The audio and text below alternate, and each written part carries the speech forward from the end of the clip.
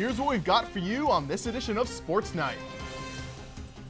Lacrosse needed just one more win to take home their 7th ALC championship. We'll show you how they did at Lakeside Field.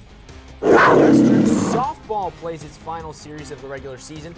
See how the Cats fared against the Spartans. And Megan McEwen with not a takedown, but a sit-down with Northwestern's newest national champion, Jason Surtsis.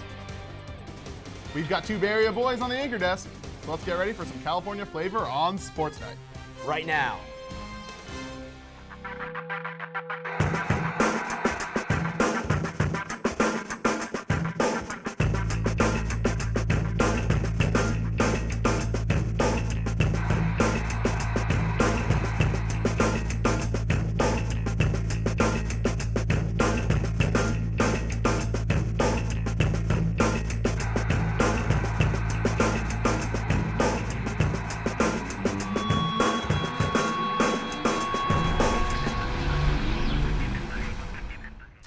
Welcome to Sports Night, folks. We've got an action-packed show for you this evening.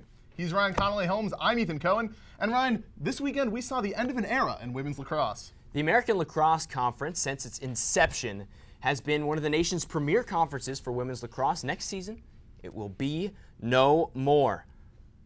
But before that end, for the last time in its brief but storied history, the ALC hosted its postseason tournament. Next season, the ALC will disband and Northwestern will move to the Big Ten Women's Lacrosse Conference. The Cats, hosting the tournament in its final go, faced off against Vanderbilt in the first round. Prior to the game, a couple Cats getting recognized with all-conference honors. Alyssa Leonard, Carrie Harrington making the ALC first team, Bridget Bianco, Kaylee Craig, and Kate McDonald, all second-team honorees. To the action now, Kara Mupo bursts through. She finds the back of the net, makes it 3-1 Cats, but the doors hung close. This one, Mallory Schonk, she finds Jill Doherty, who beats Bridget Bianco to equalize at 3. She had a hat trick in the first 12 minutes and 5 overall. Then, more Mupo. She finds the back of the net. One more time, the assist from Kelly Rich, 7-5 Cats. Vandy would get things going, tie things up at 8, though. The goal from Alyssa Lockwood knots things up. Then Northwestern would go on a 4-goal run. In the middle of it, it's Christy Turner. She has one person to beat. It's just the keeper. She buries the shot. And then one more time, who else but Kara Mupo? She's going to go in front of the goal, find the back of the net. She had 5 goals. Cats go on to win 12-9. And on to the semifinal against Ohio State. The Buckeyes started out strong with 2 goals, including this one from Katie Chase. Northwestern came back, though, and tied it at 2. With this goal here from Alyssa Leonard, she puts it in. One of her 3 on the night. We'll see more from her in a bit. OSU would go on a bit of a run, though. Here's Kara Ficina taking the pass and putting it away. Kelsey Ayers, though, wouldn't need any help. She'll make a move.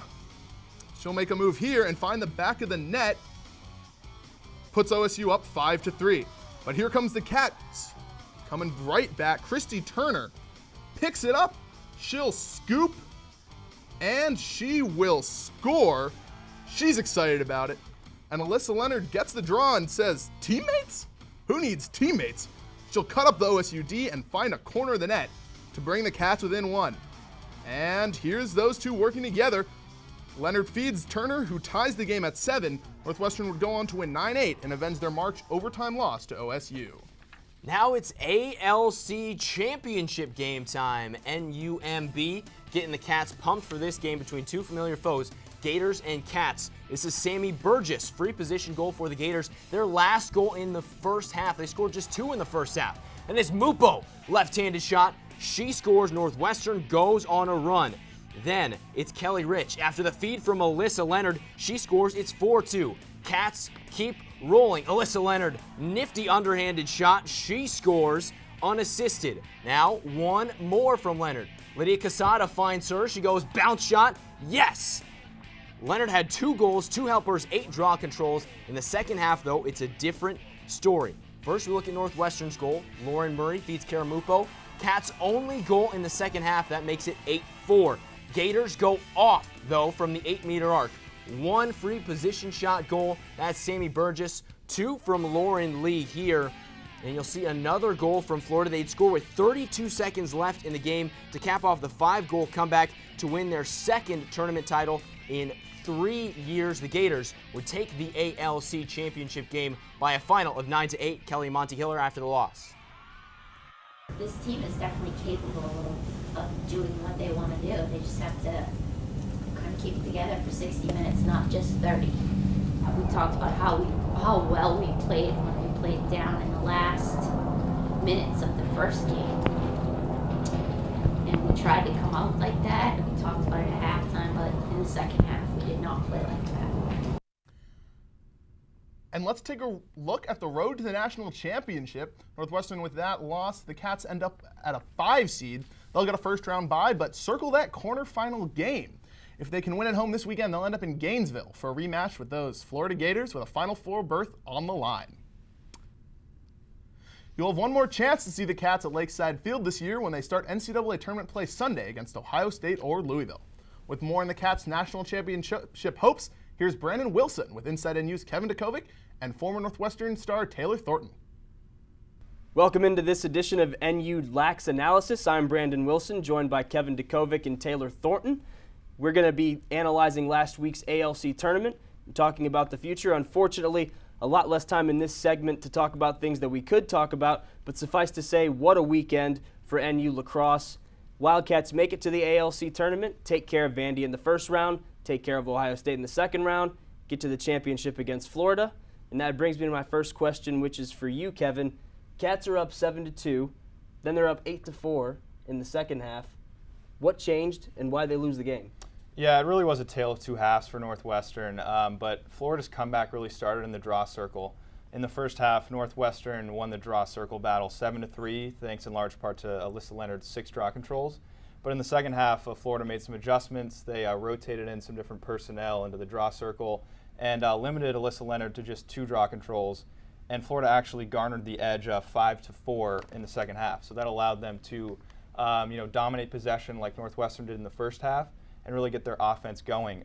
Florida has the best offense in the nation at over 15.5 goals per contest, led by Shannon Gilroy, the nation's leading scorer, who notched her 80th goal of the season in this game in the second half, compared to put that in perspective, Alyssa Leonard leads Northwestern with 35 goals. So they have a lot of offensive firepower. That really got them going. Northwestern, obviously, I think they got a little tired down the stretch, having to keep up with this frenetic paced offense, and committed some ill-advised penalties down the stretch.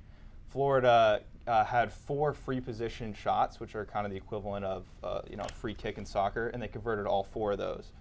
So that really helped them get back into the game. And then Northwestern's offense really disappeared in the second half, and that was the difference. Taylor, obviously a devastating loss. And players will talk a lot about not dwelling on the last one, moving on to the next one, focusing. But is that really the case in this situation? Are the Cats going to face no trauma from this loss in the ALC tournament? Because it really was heartbreaking to watch. Right. This is going to be a tough one to get over, but unfortunately they don't have a lot of time to, dwell on it because they have a big game coming up on Sunday. It's a win-or-go-home situation. This could possibly be their last game of the season, and it's hard to not let it affect you, but at this point you got to have that tough skin and kind of focus in on this next opponent coming up. And while it was heartbreaking, Florida did play well, so you have to tip your hat to them. For sure. What is it about Florida that led them to come back and beat Northwestern in that championship? Is it that they're better? Did they have the momentum? What do you make of it? In a way, would I say that is Florida a better team, but Florida's a program where they're not just going to roll over. I mean, 30 minutes is a long time in lacrosse, and they're down, 5 goals at the end of the first half, and in lacrosse, that's nothing. You can score a goal in about 7 seconds. So they're a tremendous program, and they're going to fight until the end, and that's what we saw happen on Sunday. Kevin, I'm going to put you on the spot here. Really direct question. How far do you see the Cats going in the NCAA tournament? Well, I think the motivation of getting Florida in the round of 8 will get them by either Ohio State or Louisville in the second round. Also, they're 19-0 under Kelly Monty-Hiller at home in NCAA tournament play. So I see them winning that second round matchup, traveling to Gainesville to play Florida in their 3rd meeting this season with Florida. I think Florida's too good offensively, and I think the Cats will not make it to their 10th straight Final Four this season, and their season ends in Gainesville. Kevin says no Final Four. Taylor, you agree? I'm not going to agree. I'm just looking to Sunday, and I want them to get past whoever they play, whether it be Louisville or Ohio State, you can't look ahead. Kelly always told us to take it one game at a time, and that's where they need to be focused, not looking at are we going to make Final Four, are we going to make the quarterfinals? They need to win on Sunday, bottom line. Kevin says no Final Four. Taylor says focus one game at a time. You heard it here first, folks. That's Lax Analysis for this week. I'm Brandon Wilson for NU Sports. Coming up next, we have highlights from Northwestern's final regular season series on the softball diamond. And we'll take you out to Rocky Miller, where a Wildcat would set a new career high. It's Sports Night. Stick around. At Northwestern, we're Wildcats in every way.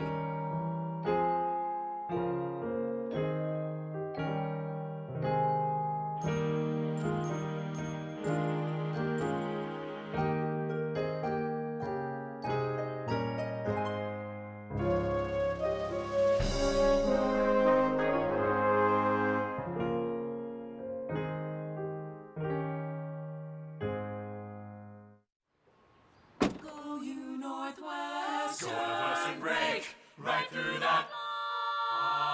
With our colors flying, we will cheer you all to go. Go you Northwestern, fight for the sweet victories, for the fame of our fair name, and go Northwestern, win that game. Go Cats!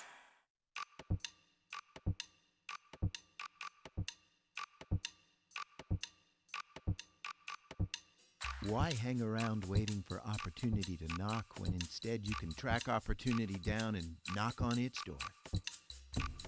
You might ask, what's the best way to identify where opportunity lives? Here's a hint. Its door is colored purple. Northwestern University. Opportunity awaits your knock. Why spend your entire life looking for some on-ramp to the road to opportunity when there's already a well-traveled path? So you may be wondering, what does that path look like? Is it paved with gold? Well, here's a hint. It's actually paved with purple. Northwestern University. Your road starts here.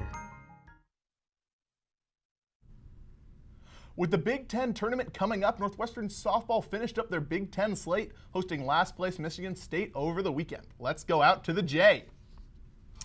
Kristen Wood pitching against Michigan State Friday in the first game of a 3-game set. Here in the top of the second, she gets out of the jam with a pop-up, leaves 2 runners on base, and puts a 0 on the board.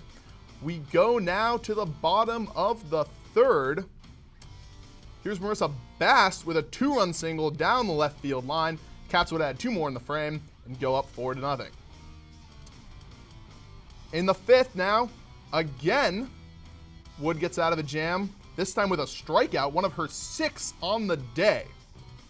And now in the bottom of the inning, Sammy Albanese says, what's she saying? She's saying, let's go home early. She drives in Krista Williams to take the 7-0 lead. They would add 1 more in the inning, and that's a win for the Cats. Wood was terrific, 5 innings and only 2 hits allowed. Moving on to game number 2 in this series. Really the Wildcat on hand, and Northwestern softball having a little fun, doing a little pre-game dance. Nicole Bond in the circle. She was in a groove. Top of the first, strikes out Stephanie Sanders and punches out Jackie Reiser. Bond threw 6 innings, giving up only 4 hits, struck out 9.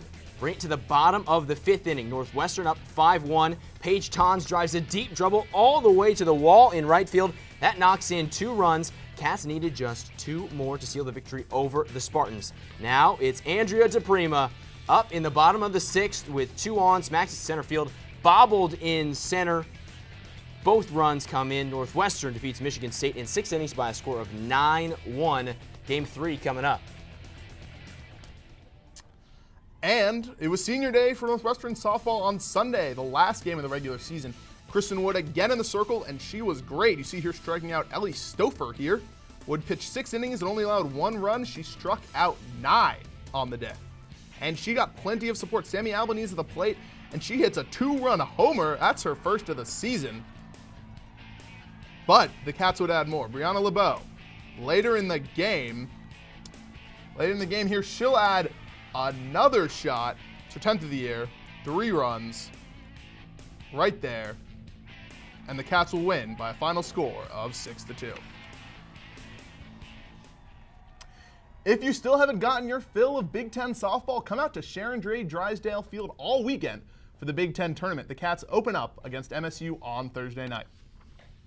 Baseball season has not been kind to Northwestern. The Cats rode a 4-game losing streak into their final Big Ten homestand at Rocky Miller Park against the Wolverines, which had lost 3 of their last 5.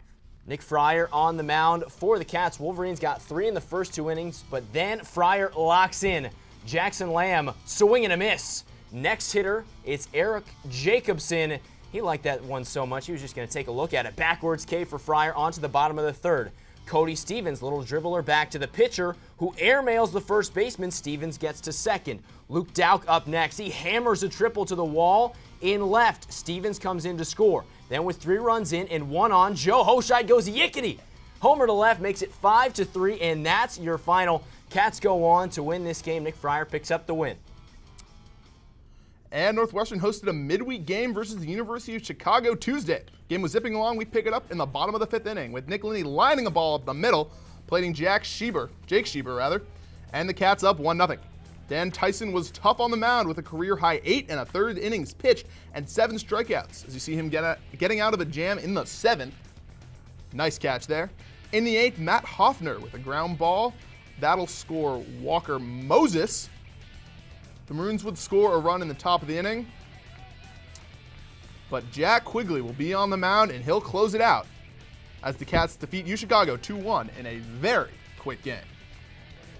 Then the Cats go into UIC at Curtis Granderson Stadium to take on University of Illinois Chicago. The big blow in this one will come off the bat of the freshman Joe Hoshide. He blasts a 2-run homer to right, and then gets to jog around the bases and touch them all. Cats go on to win by a final of 8-4. Next season, and for the 7 to follow, Northwestern fans will get an up-close look at the new Big East. The Big Ten and Big East announced earlier in the week that from 2015 to 2022, their members will face off against each other in the Gavitt tip-off games named after late Big East Commissioner Dave Gavitt. Northwestern has not announced its non-conference schedule for next season, but with this new cross-conference showdown, the Cats have the potential to play programs like Georgetown or Villanova. And in men's golf news, the newly minted All-Big Ten golfer Jack Perry will lead the Cats down to the Alamo as they drew an NCAA regional in San Antonio. Northwestern athletics holds steady as one of the best in the nation in academic progress rate. 12 of the 19 varsity programs were in the top 10% of their respective sports, the NCAA announced on Wednesday. NU led all FBS schools with the highest percentage of teams garnering APR awards at 63%. Football, field hockey, and softball were among the 12 honored. You know, Doug and Chris Collins were downstairs just a couple days ago. You'll see what they have to say next. And Megan McEwen talked to Jason Sertzis about his national championship run. Stay tuned. Wildcats in every way.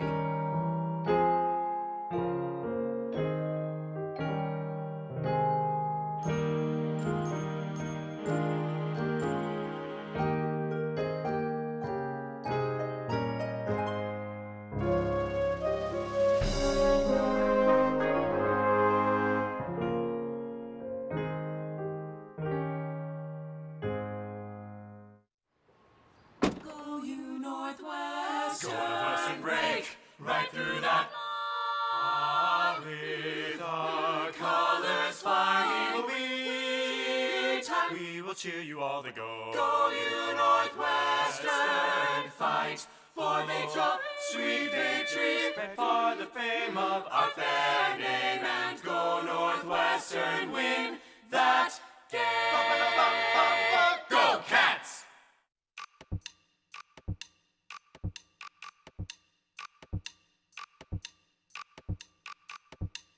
Why hang around waiting for opportunity to knock when instead you can track opportunity down and knock on its door? You might ask, what's the best way to identify where opportunity lives? Here's a hint. Its door is colored purple. Northwestern University. Opportunity awaits your knock. Why spend your entire life looking for some on-ramp to the road to opportunity when there's already a well-traveled path? So you may be wondering, what does that path look like? Is it paved with gold? Well, here's a hint. It's actually paved with purple. Northwestern University. Your road starts here. Genuine. Of all the words describing Northwestern head coach Chris Collins, genuine might capture him the best. What you see is what you get with Coach Collins, and his legendary father Doug is much the same way. Earlier this week, Northwestern fans got a look at their tremendous bond with basketball when both Coach Collinses visited Medill as part of an ongoing lecture series in the sports immersion program called Beyond the Box Score. I just want to be a sounding board for him, really. And we don't talk about the X's and O's aspect of it as much as the relationships and what he's trying to build and what he's trying to go through at this particular time. So it's very special, because I didn't have that kind of relationship with my father. For our group of guys to go to the Big Ten tournament and to win, it was I get emotional about it just because it showed a lot about those guys, and it showed that we're on the right track. And sometimes it's not measured in wins and losses, and you don't fully get that. But the way we finished that year, it showed that there's a lot of good that's on the way. Coach K had that kind of feel he said, if I were 40 and I were Chris, I would want to build that something there too. It's going to be special. What Chris Collins also told the folks who showed up is that when his dad coached the Bulls, young Chris got to put the laces into every fresh pair of Michael Jordan sneakers. You can find the full video of the conversation at youtube.com/NUathletics. What were you doing in your second year of college? Well, Jason Surtis wasn't up to much, just winning a national championship. The first ever for Northwestern redshirt freshman wrestler. Our own Megan McEwen asked him about that and more in this week's Sports Night Spotlight. So March 26, 2014, you're in Oklahoma City. You just win the NCAA championship. Take us through that a little bit. What was that like? It's a 3-day tournament, and it's a grind every single match. You have 5 matches to win the tournament. So every single day, it's just staying focused and taking it one match at a time. And when I won that 5th match in the finals in front of 16,000 people, it was pretty amazing feeling. So pretty hard to put into words, something I've worked for a long time. I know wrestling is technically an individual sport, but what does it mean to you that you got to win for a school like Northwestern? It feels really nice. There's a big tradition here with wrestling, and we haven't had a champ for a couple years now, so we've been close with guys like Jason Welch and Mike McMullen, and it felt really nice to be able to go in there and get that championship after a couple-year drought of not having an individual champ. What went into the preparation just throughout this whole entire year, but especially when you got around to tournament time? Just doing the little things right, just making sure I'm not going to bed too late, I'm getting up early, getting the right diet, and training hard but smart, and having my coaches, that's what they're here for. They're here to make sure I'm doing the right things in the practice room. So just doing everything right, doing the little things right. I think that was the biggest key to the end of the year. You were also a Big Ten champ a few weeks before NCAAs. So, how much momentum did that give you going into postseason play? I think it made a big impact.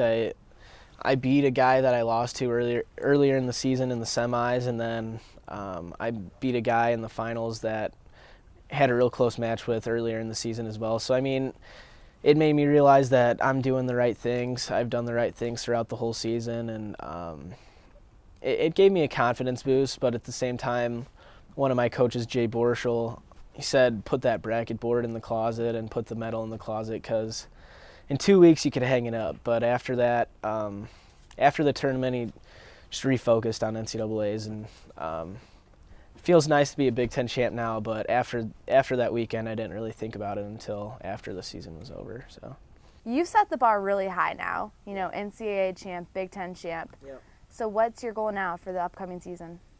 Just working harder, because the second one's going to be harder than the first one, and not really thinking past that. Actually, I mean, can't look ahead that far. I mean, you've just got to take it one day, 1 week at a time, and do the little things right, like I said, and do them even harder than I did last year, and work harder and smarter. Now we want to do a little segment here, a little rapid fire questioning. So basically what I'm going to do is I'm just going to say a few, phrases, questions, statements, and you're just going to fire right back at me.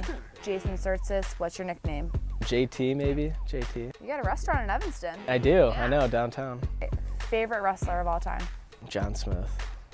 If you could switch lives with any Northwestern athlete for the day, who would it be and why? My teammate Matt Green, because he's a character, and he's got a different mindset than I do. So I'd like to see what he's thinking. Show us your best Coach Pariano impression. Are you kidding me, Ref? That wasn't stalling. Probably something like that. Favorite celebrity? Will Ferrell. Cracks me up. Yeah. All right, go-to dance move. Probably the sprinkler. Right here. No, With Surtsis returning for 3 more seasons and a highly ranked crop of new recruits on the way, things are definitely looking up for Northwestern wrestling. And coming up next, we have the best from around the Northwestern sporting world. It's everyone's favorite segment, Plays of the Week, right after this.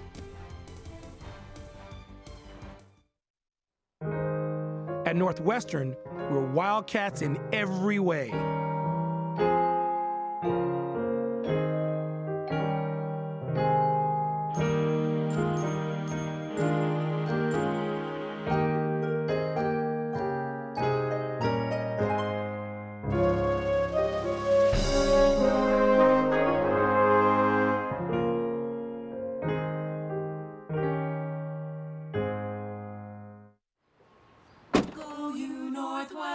Northwestern break right through that. With our colors flying, we will cheer you all the go. Go you Northwestern, fight for victory, sweet victory, for the fame of our fair name, and go Northwestern, win that game. Go Cats!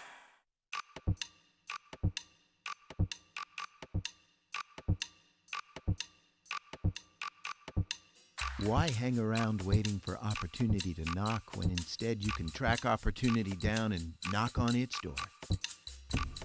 You might ask, what's the best way to identify where opportunity lives? Here's a hint. Its door is colored purple. Northwestern University. Opportunity awaits your knock. Why spend your entire life looking for some on-ramp to the road to opportunity when there's already a well-traveled path? So you may be wondering, what does that path look like? Is it paved with gold? Well, here's a hint. It's actually paved with purple. Northwestern University. Your road starts here. After an action-packed week in Northwestern sports, we've narrowed it down to the best plays, the top 3. Ethan, you know what time it is. I do indeed, of course. Let's get right into it. It's Plays of the Week. And starting off, Dan Tyson sets a career high with 7 strikeouts over U Chicago. Woo! That is nasty. Those hitters are pretty frustrated after all those swings and misses. He wants to break something, let me tell you that right now. He's gonna pull a Bo Jackson. Go to number 2 now. It's Christy Turner off the feed. She equalizes for Northwestern against Ohio State. She's loving it. Cats go on to win that game 9-8. And near number 1 place, Sammy Albanese going yard. That's a shot. She went to high school right down the street from me. Fun facts. Get them all. That's all we've got for you tonight on Sports Night. Remember to check out all of our video content, old shows, and packages online at youtube.com/NNNsports. And don't forget to follow us on Twitter at NNN Sports. He's Ethan Cohen. I'm Ryan Conley Holmes. Thanks so much for joining us, folks. See you next week.